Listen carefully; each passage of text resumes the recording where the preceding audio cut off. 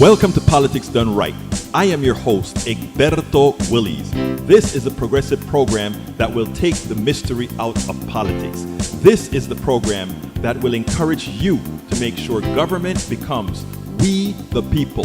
Whether you are liberal, progressive, conservative, or otherwise, you get to air your point of view.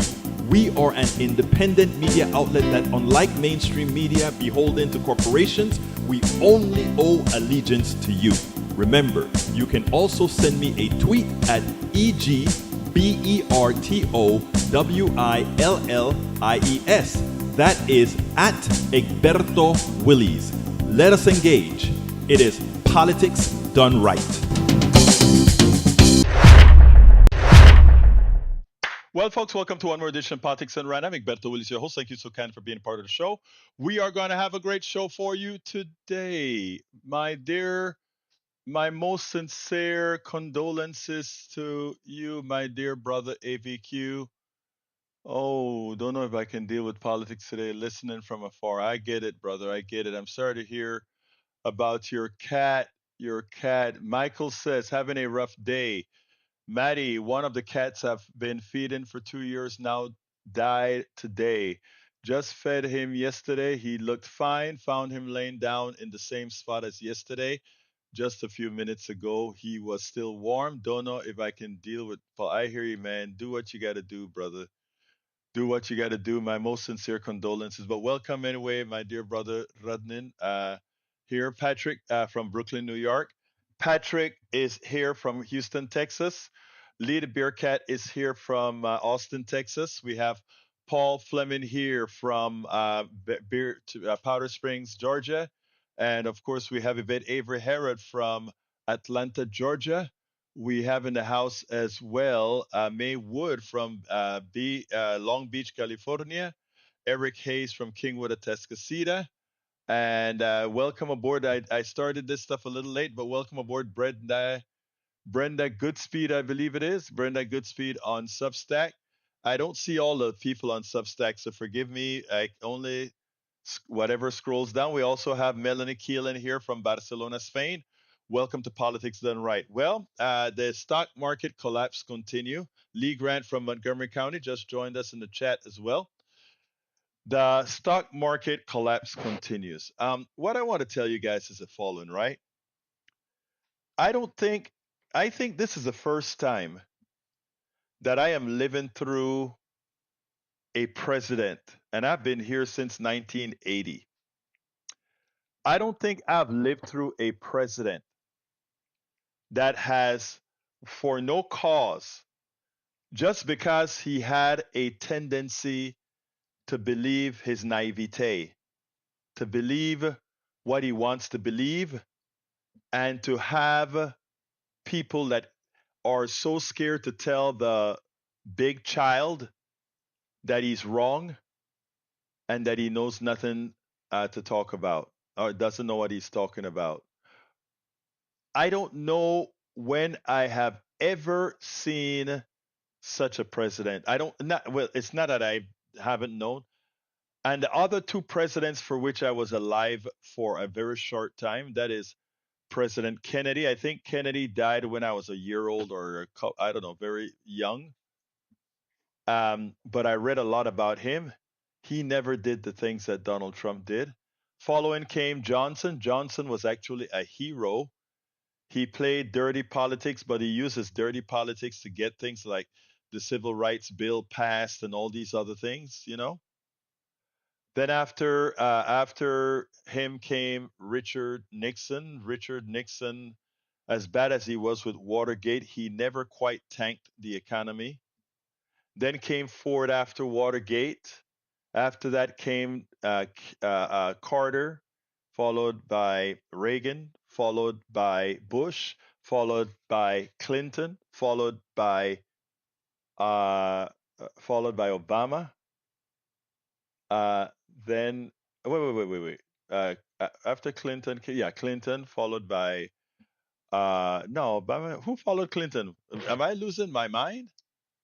Okay, but anyhow, here is the very, very Bush one. I'm sorry. Bush one followed Clinton. After Clinton came, after Bush one came Obama. After Obama came the Orange Menace. I have never seen an economy destroyed by one person. That shows something, and I repeat this, and I think I need to repeat this over and over again. If one person can tank an economy, that should already tell us that our economy is really a fraud. I want you all to digest that. Donald Trump can just say something about the economy, tank it. He didn't drop any bombs. He didn't do anything physical to mess with employment or anything else. And with that, he tanks an economy. We should all be concerned about that. We should all be concerned about that. I have never seen oh, what happened here? Guys, I may have lost all the messages. Dang it. Man, let's see if I can recover. Let's see if I can recover. I don't know if I can recover. I'll try to recover. Nope, I didn't recover the messages. Guys, let me see if I can get them from I'll look at them through my YouTube chat here. I got some of them here. All right, let me see. And then some of them I guess I can get through the Facebook independent, not the combined that I have here. All right, here we go. I'm scrolling down. I'm scrolling down. I saw something that I think Radin wanted me to read, and I wanted to get to it. Egberto, about Trump tanking the economy. Someone needs to do an investigation about insider trading and check who profited from the crashes. I agree with that.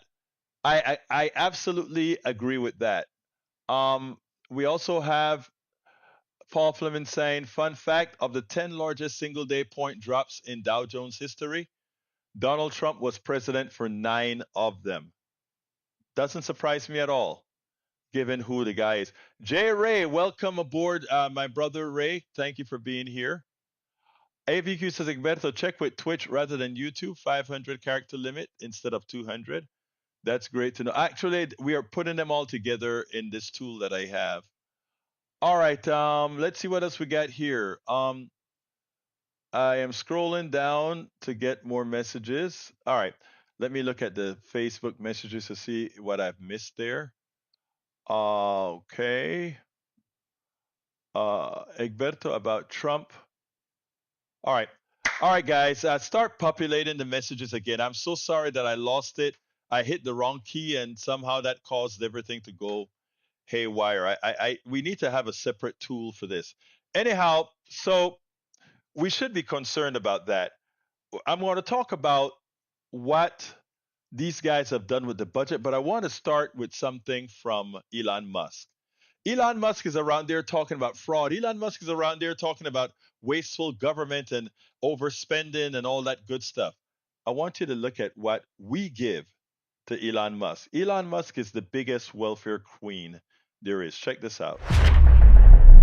You know how Doge is cutting and cutting and cutting.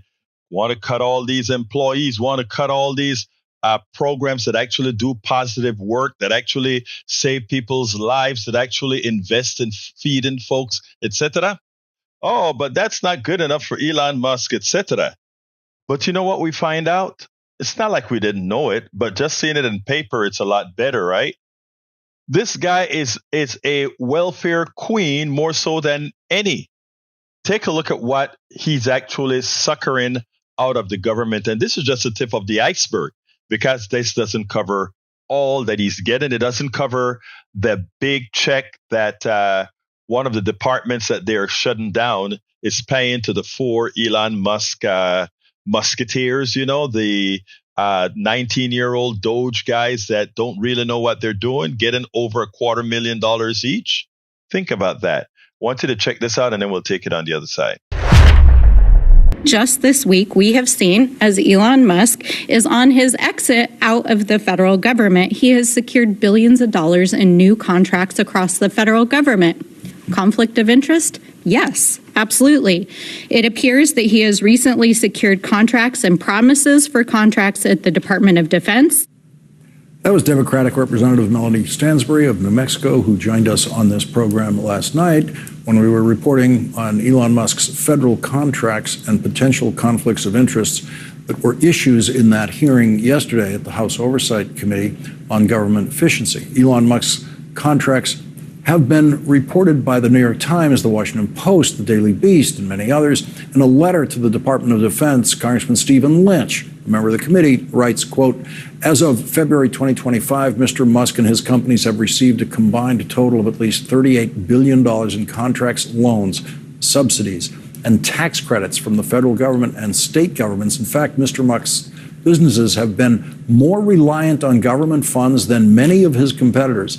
Mr. Musk's businesses, which span various industries, including the transportation, health, telecommunications, and defense sectors, are also subject to the regulatory jurisdiction of numerous federal agencies, including the Department of Justice and the Department of Transportation, and several of his companies are presently under federal investigation for safety, labor, or other serious violations. Elon Musk's companies have been receiving defense contracts even before he joined the Trump administration. Congressman Lynch writes, quote, Mr. Musk's space exploration company, SpaceX, its affiliated satellite internet service Starlink, and Mr. Musk's car company, Tesla, have enjoyed $13.5 billion in federal benefits from the Department of Defense since 2003. This includes at least $9.5 billion in direct contract funds Mr. Musk's companies have received from the Department of Defense. So yeah, that is the case. We have a person that is supposed to be guarding the doors, and he himself is taking a whole lot of your money that in the long run is going to be pocketed in his pockets and the pockets of all these other shareholders and executives receiving bonuses for his different ventures paid for by you, the people, paid for by the government. These guys have the nerve to talk about those folks who really need income because these private sector companies are underpaying them, while these private sector company rips off the public by taking our tax dollars and just taking it. It's a shame, and this is what we got to stop. Yes, that is what we have to stop. Yes, that is what we have to stop. Brother Radden suggests that we play one of these things from Bernie, which, you know, if it's Bernie, I was a supporter of Bernie 100%. Let's go ahead and play that, and let me put it in the center of the screen just to make sure that all the people on the cell phones can see it as well. So let's go ahead and do that, and let's go ahead and play that. You guys a question. He's asking me questions all night. I'm going to ask you a question. All right. Raise your hand if you think that the American healthcare system is working. Raise your hand if you think the American healthcare system is not working. All right, let me rephrase the question. Raise your hand if you think the American healthcare system is working well. Anders, how many people are raising their hands? None. Raise your hand if you think the American healthcare system is broken. Raise your hand. Majority, everyone. Not a majority, for everybody in the room. And I can see behind that guy. But. And that is, all right, question again. How many nations, wealthy nations in the world, do not guarantee health care to all people as a human right? Anybody know the answer? Which country? All right. Now, you're not going to hear much about that on corporate television. You're not going to hear much about that in the United States Congress. We're the only major country on earth that doesn't guarantee health care to all people. 85 million of us are uninsured or underinsured. 60,000 die each year because we can't get to a doctor on time. That's the bad news. You know what the good news is? The insurance companies are making tens of billions of dollars every year denying you coverage. The drug companies charge us the highest prices in the world for prescription drugs. So how does it happen that in the wealthiest country in the history of the world, we're spending twice as much per capita as the people in other countries, and yet we have one of the worst outcomes, healthcare outcomes, of any country on earth? And it gets back to money in politics and the domination of big money, in this case insurance companies, drug companies, over the Republican and Democratic. I want to try to get some more of our audience questions. Joel, I know you do, but I want to talk about... I know. No, I want to, sometimes these issues about health care, about income and wealth inequality are not talked about in the corporate media, and it's time that we did talk about them. That's why the question a moment ago, why are people losing faith in the American system? We don't talk about it on CNN. We don't talk about it in Congress. It's because they understand that a handful of billionaires exert enormous influence, and that has got to change. So when I'm running around the country with Alexandria and other people, what we are trying to do is demand that working class people begin to stand up and fight for their rights. There is no reason we should be the only major country not to have health care, not to have paid family and medical leave, et cetera, why we have the highest rate of childhood poverty almost any major country. 22% of our seniors living on $15,000 a year. Anybody here think that makes sense? No. All right, it doesn't. But you got to get CNN to talk about these issues. You got to get your members of Congress to talk about these issues. Wow, I love the way he calls out mainstream media in their face on TV. Of course, he may have a problem getting invited to another town hall again, but at least he got the message out. And by us putting this on air and putting it elsewhere, this will be all over the place. I mean, that is great. That is wonderful the way Bernie Sanders did it. Now we need to give this stuff here some coverage because again, it is so true. All right, let's see. Lawrence Sims says, "Yep, taking money and in a position to hinder his competition and department checking on him." Exactly right. Let's see. Paul Fleming also say his shoes come from Vietnam, his hats from China, but Trump's orders come from Moscow. That's very true. Very true. Michael also says people like Eric think ratings are more important than records of speaking factually. Look, look. I want all of us to listen to each other and speak civilly, but when you have somebody, when we are talking about people's health, people's lives, people's well-being, people's dying because of a corporate sector, an economic system that causes it, and you have somebody like Eric brings up something like, "Oh, what are the ratings?" That tells you there's a problem in the mind. Why should we give that energy? If Eric says something that is civil and worth discussing, discuss it. Otherwise, people disregard the asinine nature of certain statements because it does nothing for society. It does nothing to get our country moving forward. I have made a commitment to speak to everybody, left, right, middle, and otherwise. But I've also made a commitment, and along with many of your assistants, to simply disregard idiocy, simply disregard hate, and simply disregard evil. Don't let that come into play. And what comes out of the mouths of a couple of our MAGA folks who are our friends, we want them here, is utter either stupidity or evil, one or the other. All right, Ray Brackens, how you doing, my dear brother? Talk to me. Oh, I didn't want to stop you if you was making a point. Oh, no, I got through. Am I behind? I got through. Okay. All right. So, yeah, brother, I always enjoy hearing Brother Bernie Sanders, speak truth to power, and that means power in the people. He's never wavered. He's never waffled. Now,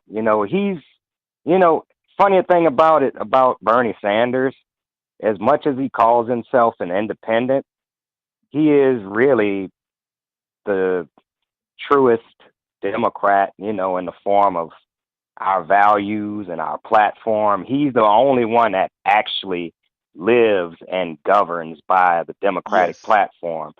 But the corporate Democrats are always like the Chuck Schumers and everything, like, oh, well, maybe we should, with his glasses by his nose, and people are tired of that, and it makes me wonder in this two-party system, somebody like a Fetterman who slid through as a Democrat makes me wonder if we're gonna have to, do him like we did Sinema and put an independent in Michigan because he's not democratic enough to be trusted as a vote. The answer is It's yes. like, The answer is yes, and the answer is now. And I'm glad that you brought that up. I'm really glad that you brought that up, Ray. I'm going to take some of Glenn's wording, right? But I am not with Glenn 100%. Glenn Ryan from the morning show that we do, because I, I don't think Glenn has a winning strategy, but I think what you just said is the winning strategy. Right now, we ought to be coming up with the progressive folks that we're going to run in the primaries, right? So we're going to run. We need to run. I don't know if Fetterman is up or not. I don't quite remember if it's 6 year or not. I don't think he's up yet. But when Fetterman comes up, I think he comes up in 28. When Fetterman comes, am I right? I think I'm right. But when Fetterman comes up, he should be primaried. Every neoliberal running right now that doesn't vote appropriately must be primaried. Because here's the thing, Ray. When we and by the way, and when we go out there and people say, "Oh, well, you're gonna get somebody too liberal," that's not true. We're not going to campaign on liberal or conservative or anything like that. We are going to campaign on values, and we're going to go into red districts, and we're going to go into Yoakum, Texas. We're going to go into Brenham, Texas.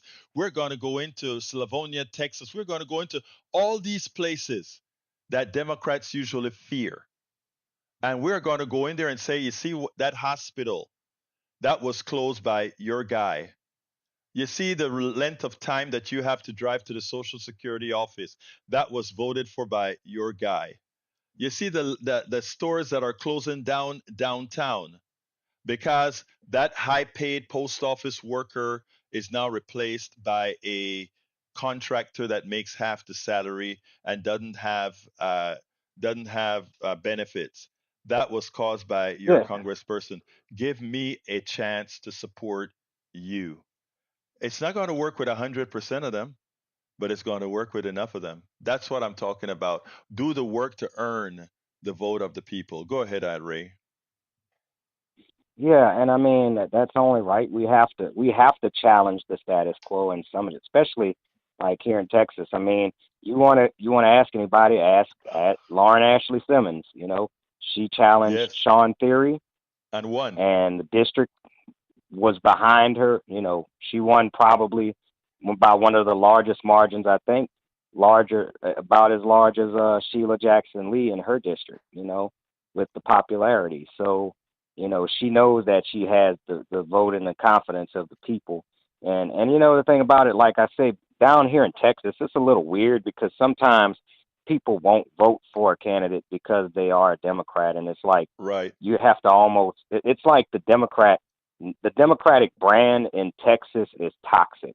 right. And if you're not a true progressive, you're not gonna like gravitate to that side. But But you know what? Who again, was to the popular point, in Texas? Guess who was popular in Texas? Bernie. yeah, Bernie was popular in Texas. So the thing about it is, that's true. That's why I said, Ray, when we start doing the campaign, we need to go ahead and start telling people specifically what we're going to do for them, because we can also tell them specifically how their party has failed them. We can show them how specifically their party has enriched the billionaires right here in Houston, Texas, in Dallas, Texas, in Austin, Texas, in El Paso, Texas.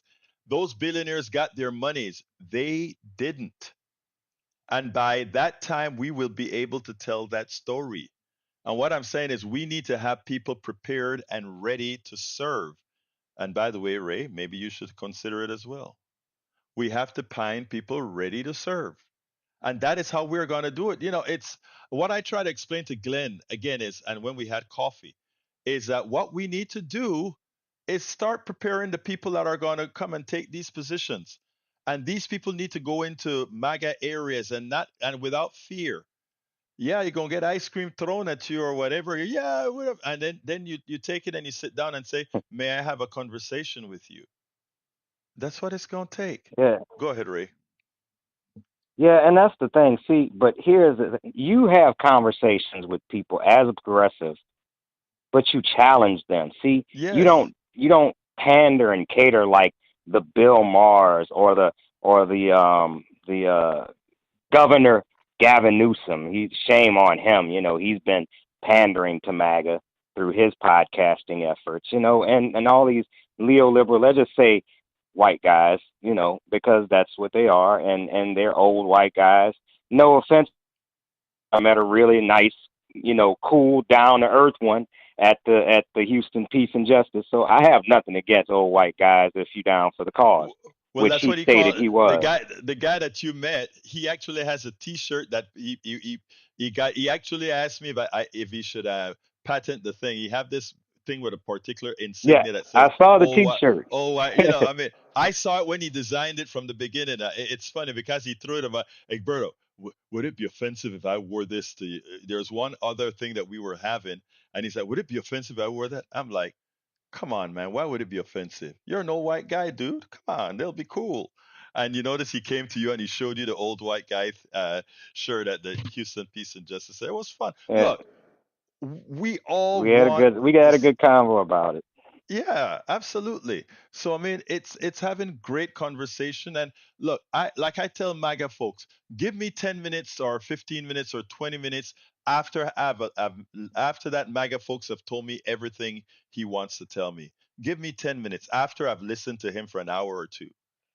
And I know one thing, even if he doesn't come out and tell me that he's going to agree with me, he's going to respect what we had to say, and we're going to be able to have that conversation. So that's what we have to work on. Anything else, Ray, before we move on? Well, actually, I want to shout out Eric Hayes in the chat because I don't know what you have to say about that situation, but I do understand there will be a hot contentious race on the Republican side of the primaries in this coming Senate race, and only time will tell, how that's going to shake, for progressive values because Paxton is a crooked, well, yeah, he's crooked. Let's just say, he's very MAGA-ish, and they would love to have someone of his ilk. Cornyn, for all intents and purposes, I don't like him, but I like than Paxton. Well, you know what's interesting is that Cornyn has even filed bills with Crockett. Okay, so I mean, he's a rank and file conservative Republican. Cornyn is not a. The reason why you see Neil Aquino protest him for I don't know how many years they've been protesting him is to keep him in line. I mean, we don't support the policies that they support, so we intend to keep him in line. But if you get a Paxton is, it really doesn't matter because they'll vote the same, right?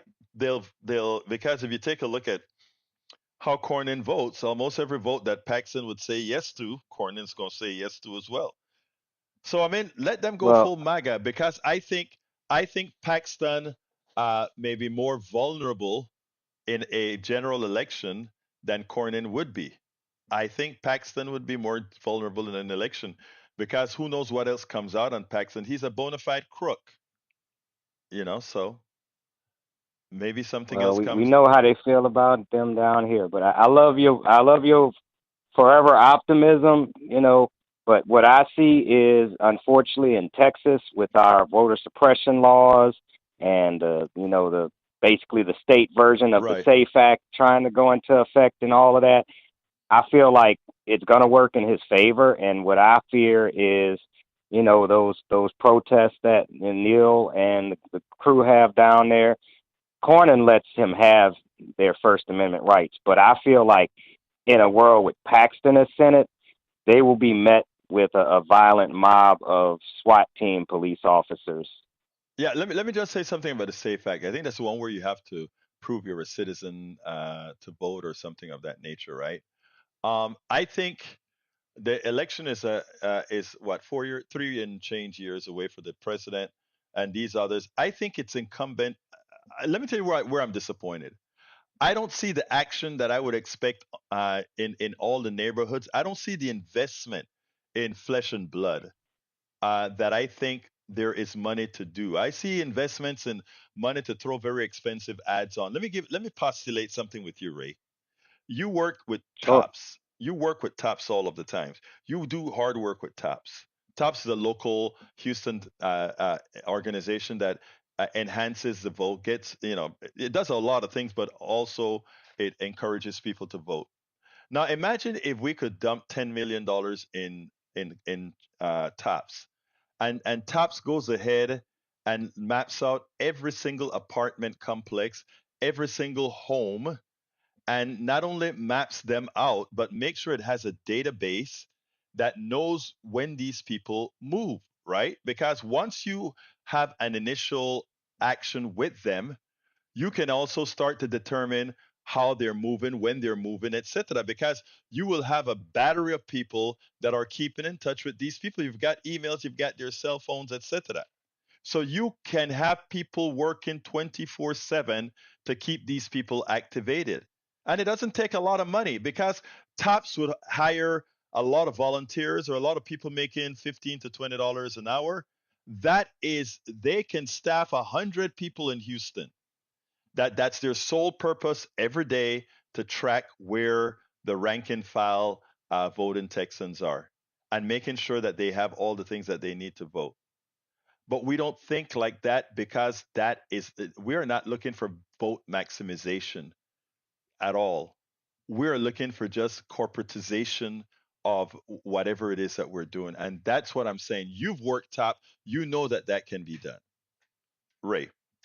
Yeah, thank you. And if I could speak on behalf of Top for just a second, we do our best to try to reach the community and bring, education to the community. We're not a resource-based organization. Neither should we be. But what we should be able to do is be able to get through to the people in the community, hold events, bring people to Austin, bring people to Commissioner Court, bring people to the mayor's office, bring people in front of where the power is. That way they know. And as a matter of fact, I'm going to use this as a moment because you gave it to me. On 4/14, there's going to be a digital public speaking opportunity at Commissioner's Court about some money that's coming to the CDBGR for the county. So if you are interested in the county giving that money the way they have been doing it, and that's usually equitably, you would want to, reach out to the Commissioner's Court. I don't have all the details right now. Maybe I could throw a link in the chat, but it's a short notice, so definitely try to get in on that. And hey, if anybody asks, maybe you could say Ray sent you, but I don't know if it's going to mean anything. But thank you very much. It will for that, mean Ray. something for Commissioner's Court. Look, thank you for giving us that information. I appreciate that. Thank you, Ray. Got another video that I have for folks to listen to. We'll talk later, Ray. Let me go ahead and get that. Okay, check this out, guys, and then we'll take it on the other side. Well, today Congress passed a bill that lays the foundation for the transfer of wealth, the transfer of your money to the rich, by taking away your Medicaid and many other services so that they can give the wealthy a whole lot of money. And, these clowns actually believe that that somehow Americans are not going to see this. Well, interestingly, we have a Democratic analyst and a Republican analyst that just alike believe that this is going to be their demise. Because again, there's one thing you don't mess with, something that affects all, and that is what, again? Social Security, Medicare, Medicaid, SNAP, and other systems that affect MAGA. But here's the deal, and all Americans, but here's the deal. It affects MAGA much more so than anybody else. And that is the gist of this little segment that Morning Joe did. Very well put together segment. Check this out, and then we'll take it on the other side. I want to talk though about this Republican budget resolution, and there is a long way to go. I think one of the more interesting battles right now, we've seen it on tariffs between Elon Musk and Steve Bannon, sort of ultra. We're also hearing it on tax cuts. There are actually some people from the MAGA wing of the party, the Bannon wing of the party, that's saying we don't need to be giving tax cuts to the ultra wealthy. And you heard some of that talk over the past couple of days. Maybe it'll just be on tips. I know Republicans. They can't help themselves. They're going to give massive tax cuts to the richest Americans. They're just the party that can't say no, to paraphrase a song in Oklahoma. But talk about how that sets up the next election. And I will say politically, the dream scenario for Democrats, where you can turn to anybody in rural America and the exurbs, you can turn to veterans, you can turn to people whose parents are in nursing homes and say, the reason why your veterans benefits, the reasons why you as a veteran got fired, the reason why your health care in rural America and outside big cities got slashed is because Republicans had to do it to pay for their tax cuts for the rich. Isn't that what they're setting up for themselves? They are. And I think, just to go back to what Jen Palmieri said earlier, one of the things that the Democrats can and shouldn't, you've seen some of this, but it needs to be militant every single day, focus on digital ads, everybody should be doing town halls talking about this, is these cuts to Medicaid, because they massively impact not just seniors, but middle income, lower income families. They impact kids, and also what they have previewed they're about to do to Social Security. The tax cuts on the highest income and corporate America has always been one of the most unpopular things that Republicans, most of them, have advocated for. That is true. But doing it in such an upfront, blatant, overt way of cutting Medicaid, cutting those sorts of programs that millions of Americans rely on, doing what they're previewing they're going to do on Social Security, they've never been quite as overt as that. And I think that is a big part of the story that every Democrat can tell in nearly every district over the next several months. And Matt, this isn't like big city folk against rural folk, right? This isn't the left versus the right. The people in red state America are going to get disproportionately hurt. Rural America is going to get disproportionately hurt. Some estimates say as many as 50% of children in rural America get their primary health care on Medicaid, from Medicaid.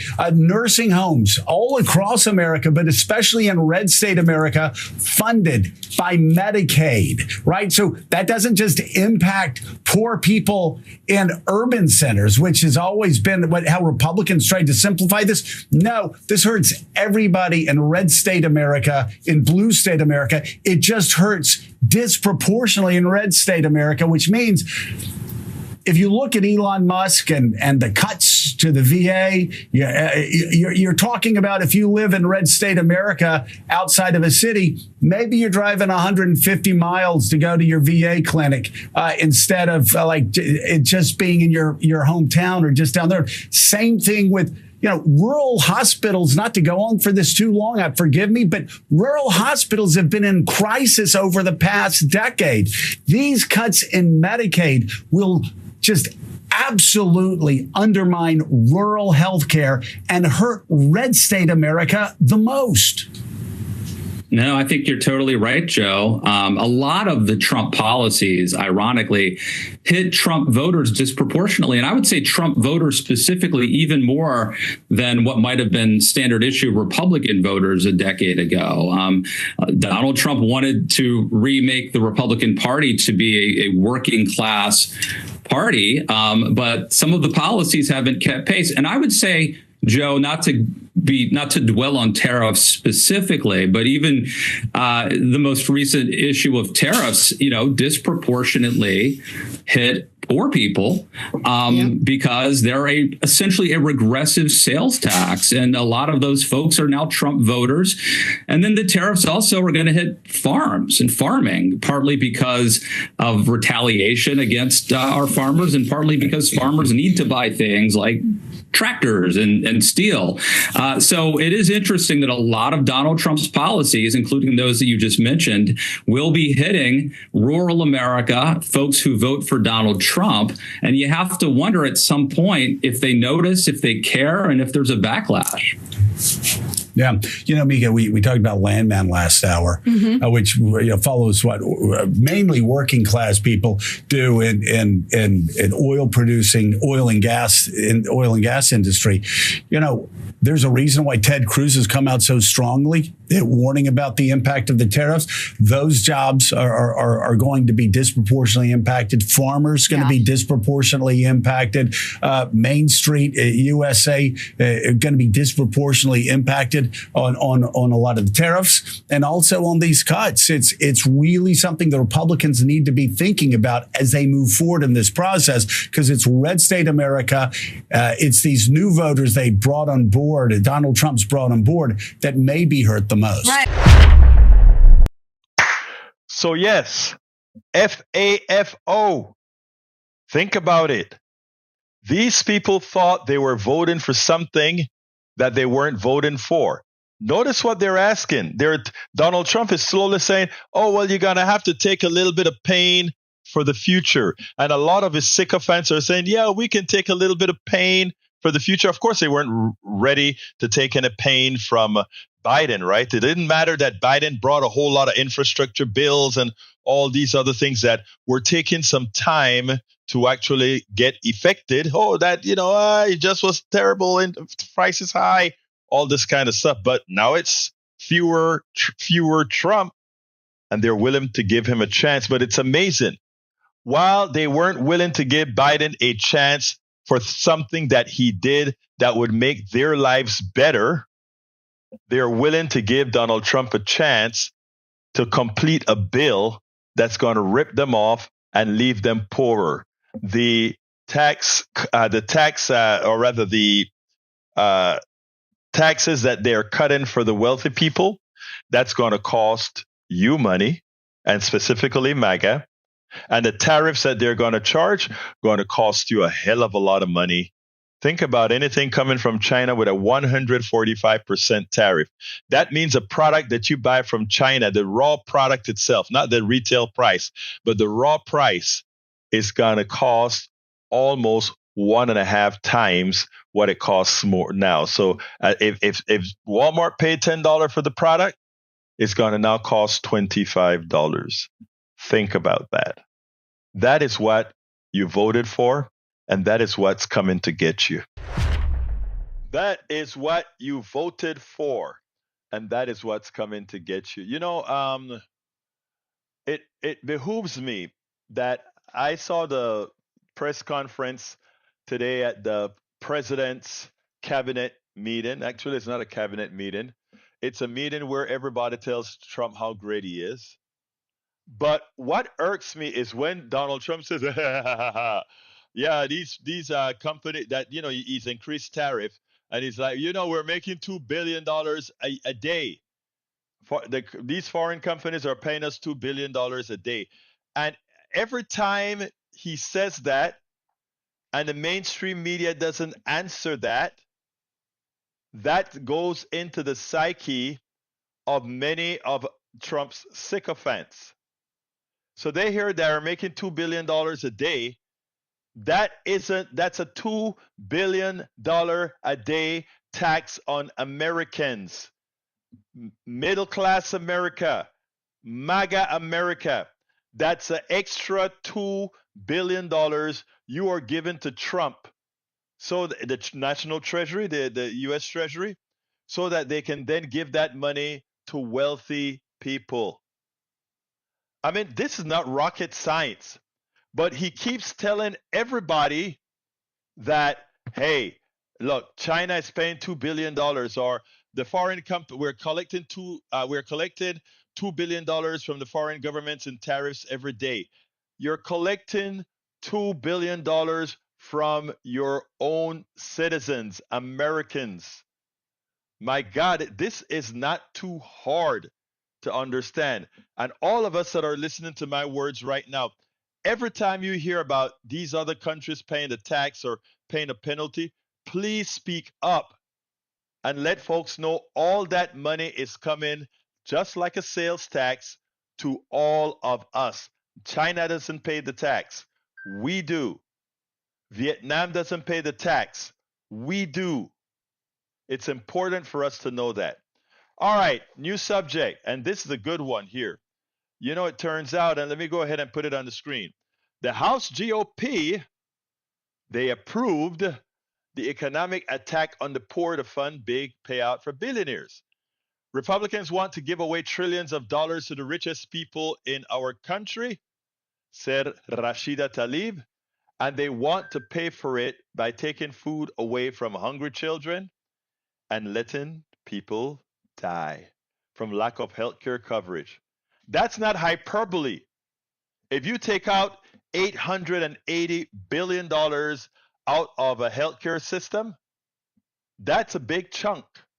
And to recover that, that means less services. Less services means death to many.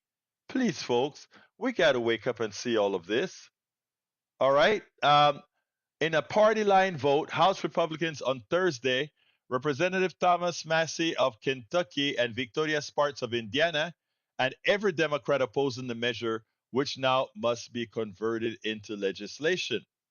The budget reconciliation process that Republicans are using for their sweeping bill means it can pass with a simple majority. That's a shame, but that's how it can pass.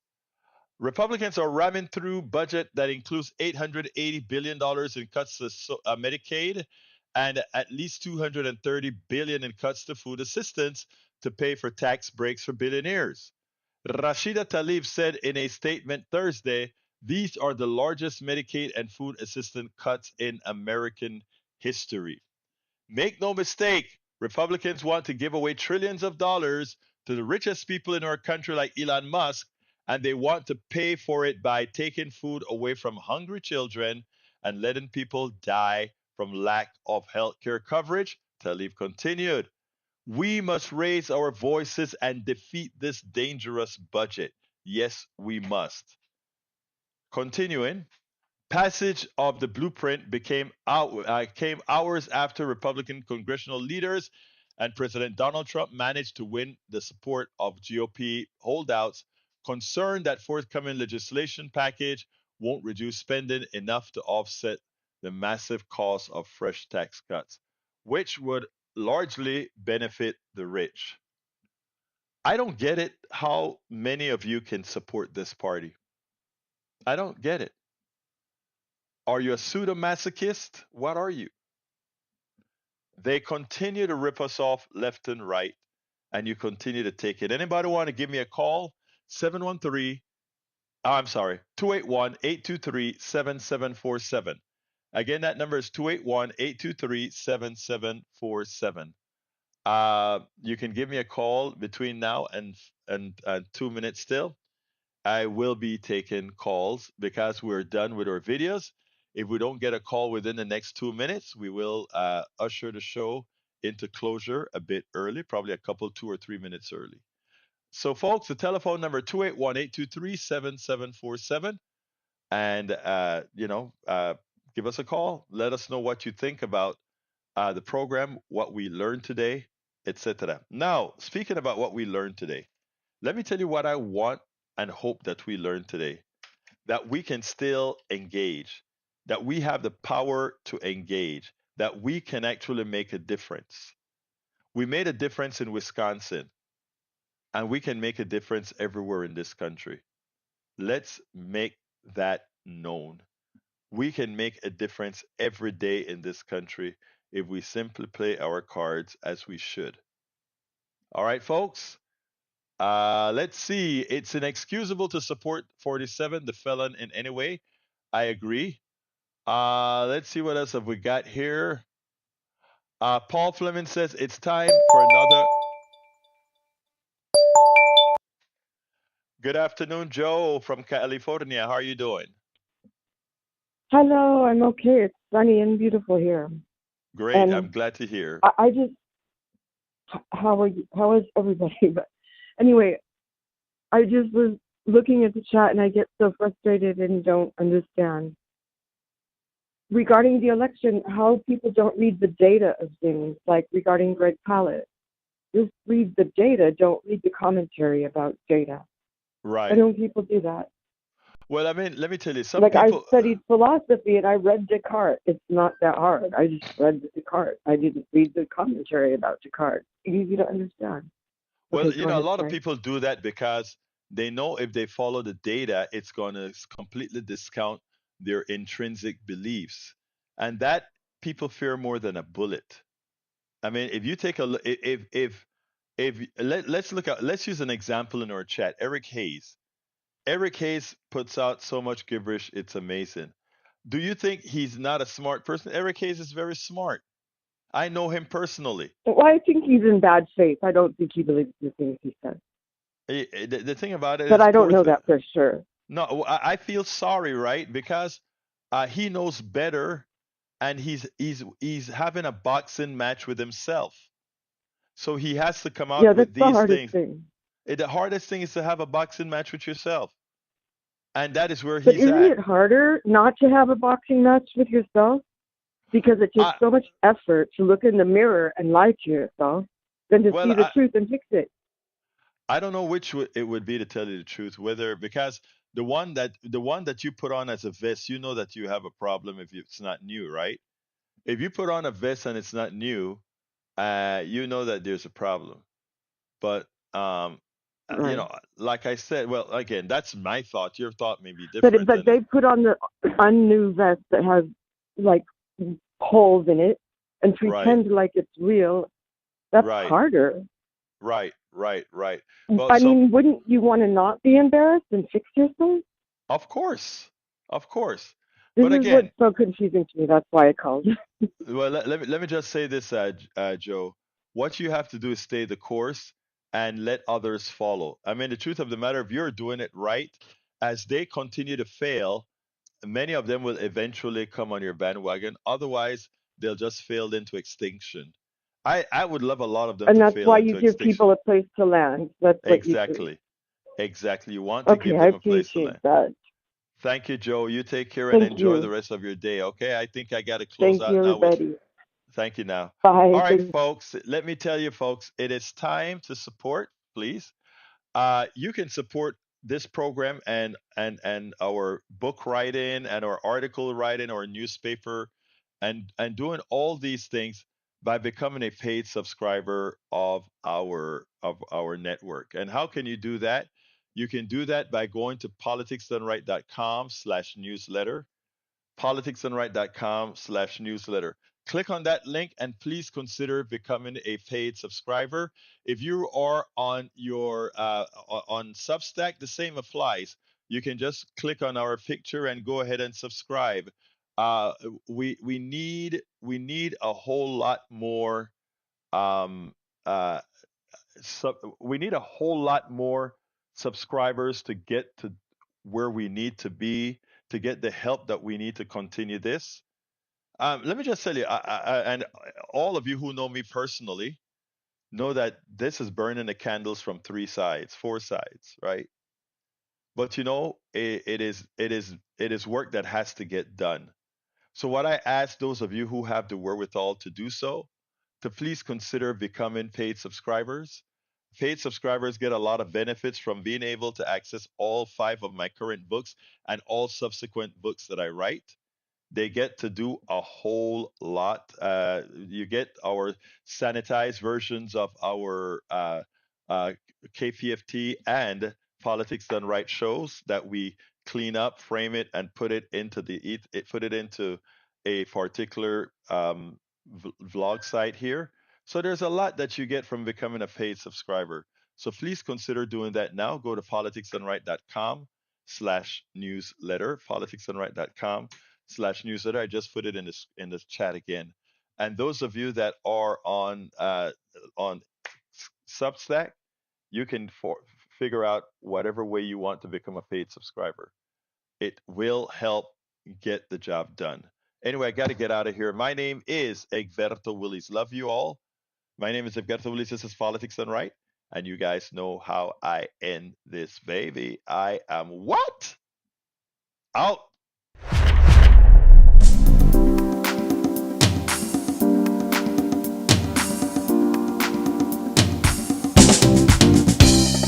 Welcome to Politics Done Right.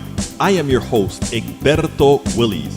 This is a progressive program that will take the mystery out of politics. This is the program that will encourage you to make sure government becomes we the people. Whether you are liberal, progressive, conservative, or otherwise, you get to air your point of view. We are an independent media outlet that, unlike mainstream media beholden to corporations, we only owe allegiance to you. Remember, you can also send me a tweet at EGBERTOWILLIES. That is at Egberto Willies. Let us engage. It is Politics Done Right.